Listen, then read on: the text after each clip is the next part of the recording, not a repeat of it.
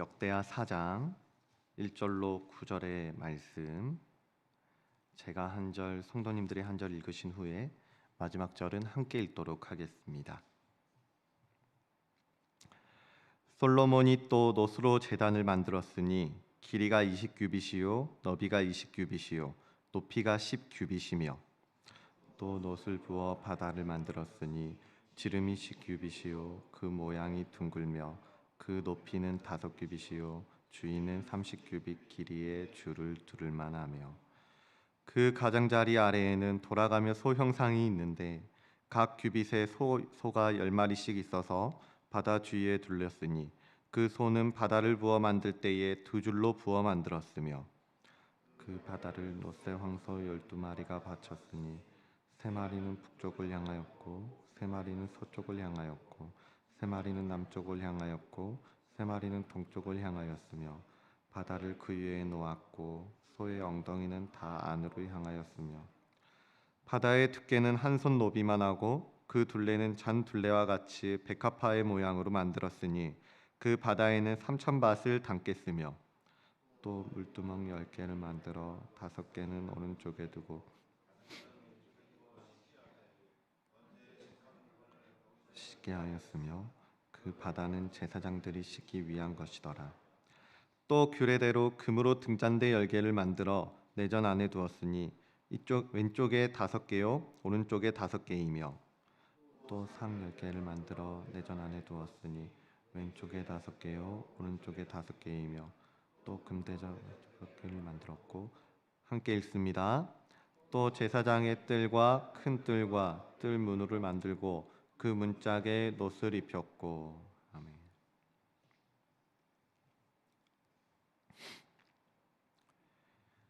존 파이퍼는 그에 져서 하나님을 기뻐하라에서 다음과 같이 말합니다. 내가 기독교 희락주의라는 용어를 쓸 때 그 의미는 하나님이 우리에게 세속적인 쾌락을 가져다주는 수단이 되신다는 뜻이 아니다. 기독교 희락주의가 추구하는 쾌락은 하나님 안에 있다는 즐거움이다. 하나님은 우리가 찾는 목적이지 더 나은 목적을 위한 수단이 아니다. 우리의 가장 큰 기쁨은 바로 주님이시다. 이를 달리 한번 표현해 보면은 하나님을 기뻐하는 것이 바로 예배의 핵심이다라는 것인데요. 말 그대로 예배는 우리의 어떠한 목적을 위한 수단이 아니라 그 자체가 목적이고 그 자체가 기쁨이 되어야 한다라는 것입니다. 오늘 본문에도 이러한 원리가 잘 담겨져 있는 것 같은데요. 역대기 말씀은 바벨론의 포로 생활에서 돌아온 이스라엘 백성들을 위해 기록된 성경입니다. 이들은 성벽을 재건하고 터전을 세우며 물리적인 회복을 경험했습니다. 굉장히 어려운 상황 가운데에서 포로로 있다가 자기들의 고향을 그리워하며 겨우겨우 그 약속의 성취인 고향으로의 다시 회복이 이루어졌습니다. 여러모로 어려운 일들도 많았지만 점차 안정감을 찾아갔을 것이고 발전하고 자라나는 것처럼 보이기도 했을 겁니다. 그러나 역대기 기자의 목적은 단순한 안전이나 눈에 보이는 생활에 맞춰져 있는 것이 아닙니다. 오늘 본문을 보면 화려한 기구와 장식들을 그냥 별다른 의미 없이 그렇게 열거하는 것처럼 보일 수도 있겠지만 그 안에는 진짜 목적이 있습니다. 이 기구들을 잘 살펴보시면 한 가지 공통점이 있는데요. 역대하 4장 1절 제가 읽어드릴 텐데 이 도구들이 어디에 쓰이는 것들인지 어떤 공통점을 가지고 어떠한 것에 쓰이는 도구들인지 한번 유추해 보시면서 들어보시면 좋겠습니다. 역대하 4장 1절 제가 읽겠습니다. 솔로몬이 또 놋으로 제단을 만들었으니 4장 2절 또 놋을 부어 바다를 만들었으니 6절 또 물두멍 10개를 만들어 7절 또 규례대로 금으로 등잔대 10개를 만들어 8절 또 상 10개를 만들어 내전 안에 두었으니 제단, 바다, 물두멍, 금등잔, 상까지 이것들은요 모두 다 제사를 드리고 예배를 드리기 위한 목적이 있는 도구들입니다. 단순히 성전의 화려함이나 국가의 번성을 표현하기 위해 만들어진 것들이 아니라 하나님의 위대하심과 하나님의 영광스러움을 잘 표현하기 위한, 그리고 또 하나님을 예배하기 위한 목적으로 만들어진 도구다라는 것입니다. 그런데 이들에겐 특징이 있는데요.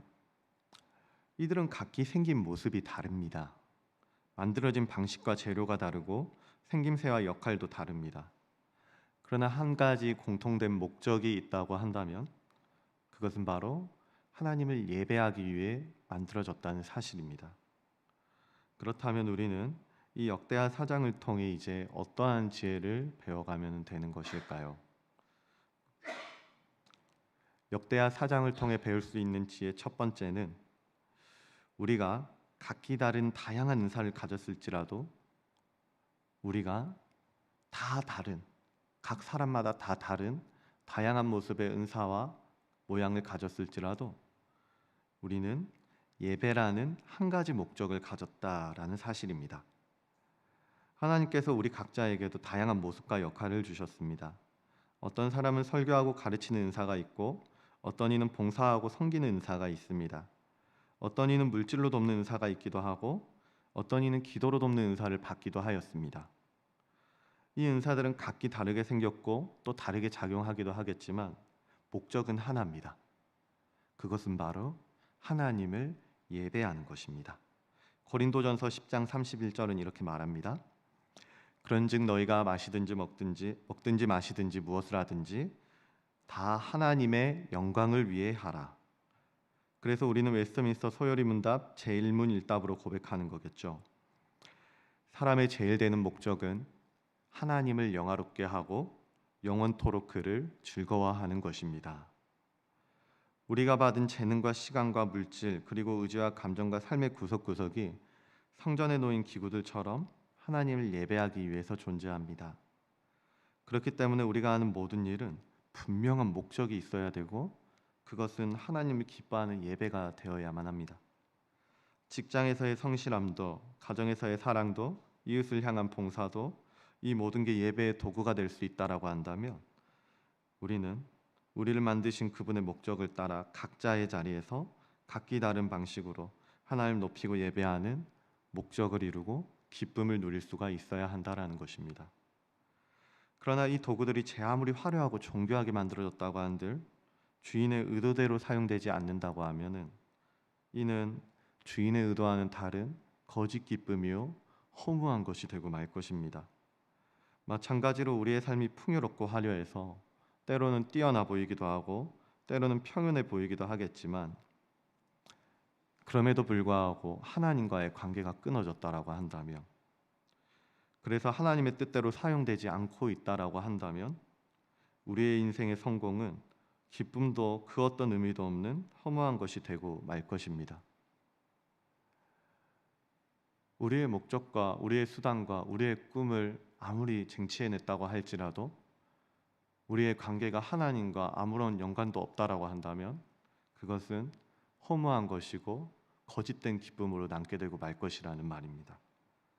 그래서 역대하 4장 말씀을 통해 배울 수 있는 두 번째 지혜는, 우리가 지음 받은 대로 우리가 지음을 받은 그 모습 그대로 하나님을 찬양하고 또 예배할 때 그 순간 우리의 이 영혼은 참된 기쁨과 즐거움으로 충만케 되게 될 것이다 라는 사실입니다. 지음받은 대로 살아갈 때 참된 기쁨을 발견할 수 있다라는 것이죠. 시작하며 말씀드렸듯 예배는 우리가 하나님을 통해 무엇인가를 얻어내려는 수단이 아니라 목적 그 자체여야만 합니다. 왜냐하면 이 예배라는 것은 그 자체가 하나님과의 관계 안에서 누리는 가장 큰 기쁨이요 우리의 존재 이유이기 때문입니다. 그러므로 성도는 다른 어떠한 곳에서 만족이나 기쁨을 찾으려 하지를 않습니다. 혹여 그랬다 할지라도 다시 한번 하나님이 주신 그 달콤함과 충만함을 기억하면서 예배의 자리로 나아오는 것입니다. 왜냐하면 그것이 바로 우리를 지으신 하나님의 거룩하신 뜻이고, 거기서 우리는 참된 기쁨과 충만함을 누릴 것이기 때문에 우리는 이 예배의 자리를 찾는 것입니다. 그러므로 우리 성도님들이 그리고 또 제가요, 우리가 오늘 하루도 삶의 구석구석에서 예배의 자리를 좀 살아가 보고, 또 주님이 주시는 선하고 아름다운 것들을 발견하고 또 맛보고 누릴 수 있는 하루를 오늘은 좀 살아가면 좋겠습니다. 그래서 우리가 가능하다면 더 하나님 앞에서 하나님과 깊어지고, 그 관계가 깊어지고, 그래서 그 깊어진 관계 가운데 하나님을 더 기뻐하기도 하고 감격하기도 하고, 그 감격 속에서 찬양하고 더 경배하고 더 예배하고, 그렇게 하나님으로 채워져 가는 향기로운 그런 걸음들이, 행복한 걸음들이 됐으면 좋겠습니다. 그래서 우리에게 주어진 이 생명이란 것들이요, 하나님이 지으신 그 목적대로 그렇게 바르게 온당하게 그렇게 작용될 수 있기를, 그래서 하나님의 목적대로 기쁨으로 사용될 수 있기를, 그래서 우리의 삶이 정말 자연스럽게 기쁨으로, 행복으로, 평안으로 나아갈 수 있기를 우리 주 예수 그리스도의 이름으로 간절히 소원합니다. 기도하겠습니다.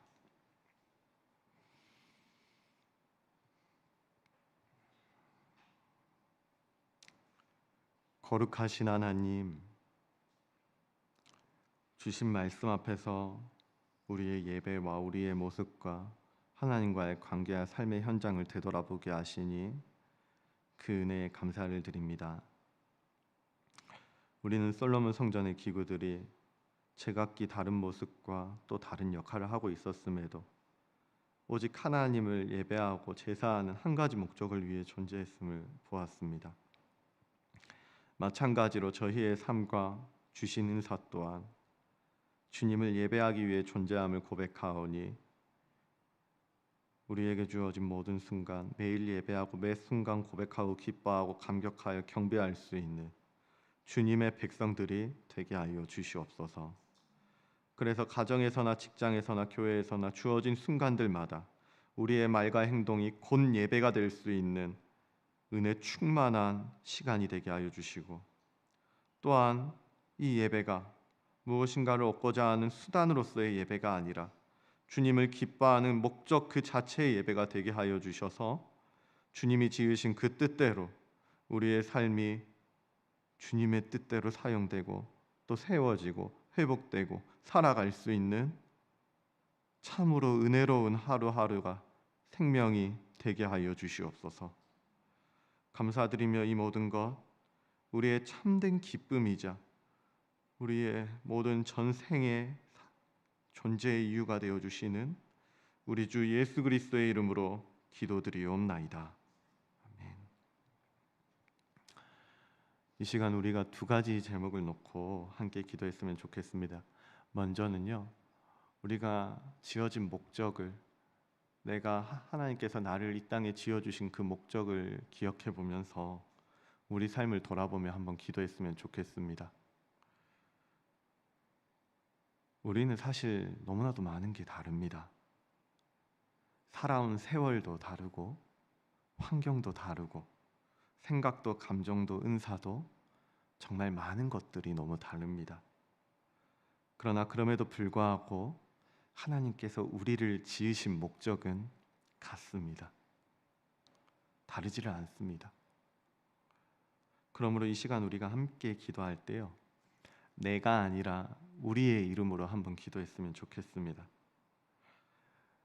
하나님께서 우리에게 주신 공통된 목적이 있다라고 한다면, 주님, 우리의 삶이 직장에서든 가정에서든 또 교회에서든 작은 것 하나까지도 모두 다 예배의 도구가 되게 하여 주시옵소서. 그래서 우리가 오직 하나님을 기뻐하고 주님의 이름을 높이는 데 사용받는 거룩한 교회의 모습이 많이 되게 하여 주시옵소서. 그래서 오늘도 내일도 그리고 앞으로 우리가 걸어가는 그 한 걸음 걸음마다 우리 교회의 이름처럼 주님을 닮아가고 주님의 마음을 알아가고 주님의 그 기품을 따라서 우리가 더욱더 주님을 누리고 예배할 수 있는 충만함을 누리게 하여 주시옵소서. 오직 하나님을 예배하는 예배자로 쓰임받게 하여 주시옵소서. 또한 우리 다음 주부터 이제 특별 새벽 부흥의 기간이 이어집니다. 그 한 주간 동안 나뿐만이 아니라 우리 교회 전체에 회복의 영이 임하게 하여 주시고 성령께서 주시는 그 은혜의 충만의 풍성함이 우리 모두에게 동일하게 부어지게 하여 주셔서 회복이 있고 반응이 있고 감격이 있고 그 생명을 누리고 더욱 누릴 수 있게 해달라고, 그리고 그 생명으로 인해 우리가 한 마음 한 뜻으로 한 성령으로 한 말씀을 바라보고 한 교회의 모습으로 찬양하고 기뻐하고 성장하고 강해지는 우리가 되게 해달라고, 우리의 예배와 특세를 놓고 기도하신 후에 가져오신 제목을 놓고 함께 기도하며 나아가도록 하겠습니다. 함께 기도하겠습니다.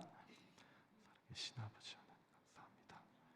우리 시간 주신 그 뜻대로 아버지 앞에 나가기를 원합니다. 아버지께서 우리의 영혼이 되시니 아버지께서 우리의 기쁨의 이유가 되어 주시니 원합니다.